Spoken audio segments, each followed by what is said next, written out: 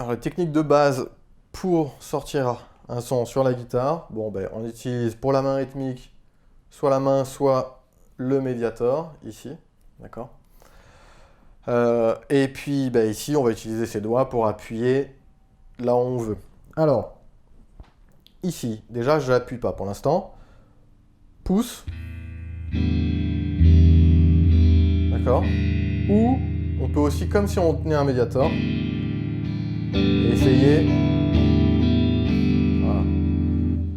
On peut aussi utiliser l'ensemble de ses doigts, excepté le pouce, pour jouer vers le bas, et le pouce pour remonter. Donc vous voyez, avec la main rythmique, quand on n'a pas de médiator, il y a déjà plusieurs possibilités. Donc vous pouvez essayer un petit peu les trois, et faites là où vous êtes le plus à l'aise, là où vous préférez le son, etc. Et puis après, vous allez développer plus de techniques. Maintenant, au médiator, ça va être plus vite réglé. Normalement, on le tient pouce, index. C'est pas impossible de le tenir aussi avec un autre doigt, hein, ça se fait. Mais de base, la position la plus utilisée, c'est index, pouce. Voilà, d'accord. Le médiator, on tient le bout pointu vers les cordes.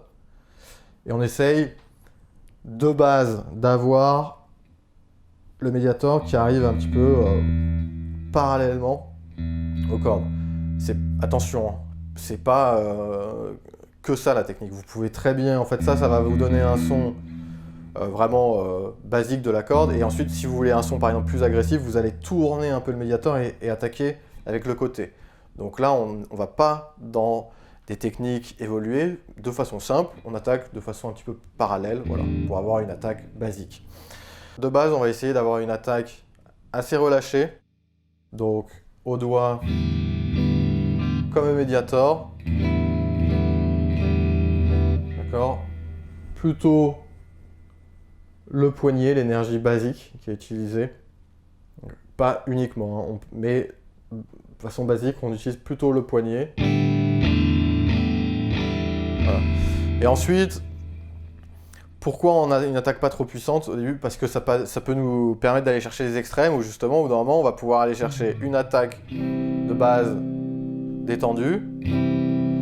Et du coup, si je veux attaquer plus fort à un moment donné, je peux le faire. Là, j'ai une attaque basique.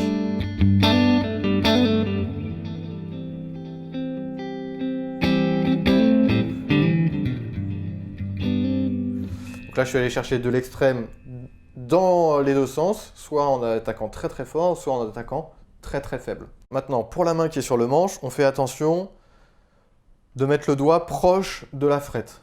Donc ici, en case 3, je vais mettre mon doigt en case 3. Le doigt 1, 2, 3, 4. Le pouce, on ne l'appelle pas en guitare. Donc le doigt 1, l'index, je le place proche de la frette, ce qui me permet de sortir un son sans que ça frise assez simplement. Si je me mets là, vous entendez, ça frise. Donc je suis obligé d'appuyer très très fort. Ma note n'est plus très juste. Enfin bon, voilà, il n'y a que des désavantages. Donc, dans la mesure du possible, je viens le plus proche possible de la frette ici. Ok ? Et au niveau du point d'impact, ça va vraiment dépendre de ce que vous êtes en train de faire. Des fois, vous allez faire un très bel arrondi, des fois, vous allez être très aplati. Donc, le point d'impact du doigt, ça va varier. Okay, donc là, la première chose, c'est vraiment les frettes. On vise les frettes. Quand je fais un accord, je me place le plus proche possible des frettes. Des fois, c'est trop dur, donc je ne le fais pas. Mais en tout cas, c'est toujours le plus proche possible. Là, je ne suis pas collé à la frette, parce que c'est trop dur, sinon je ne peux pas mettre mon doigt là.